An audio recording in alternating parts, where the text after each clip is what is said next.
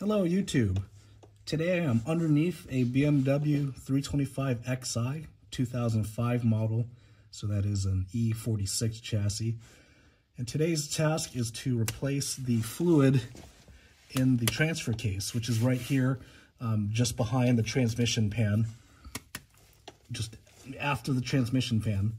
So to start things off, you want to make sure you can get the fill plug off of the transfer case before you drain anything. I've already taken the liberty to loosen it.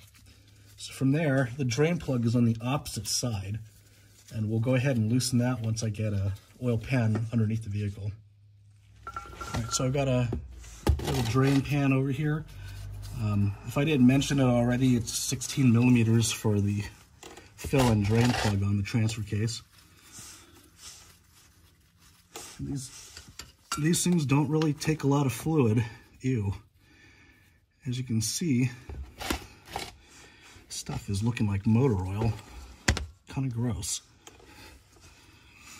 So always a good idea to service this when you're servicing the transmission or any time.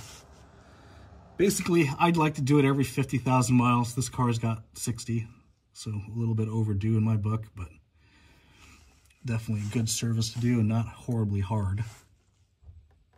So we'll let this drain. And once that's drained, I'll put the drain plug back in and we can proceed with filling. All right, so I've got a fluid pump here. I don't know if you can see, but it's just a hand pump. I've got the other end in the transfer case. I'm just gonna pump until fluid comes out. And once the fluid comes out, we'll go ahead and put the fill plug back on.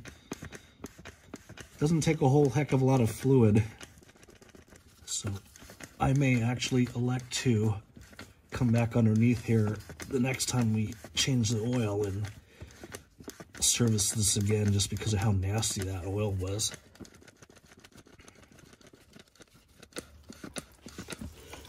There we go.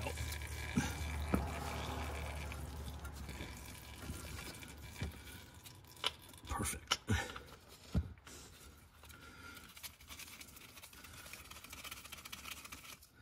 So we'll tighten these to spec and clean up our mess. And that's how you do a transfer case fluid flush or fluid change on one of these all-wheel drive E46 BMWs.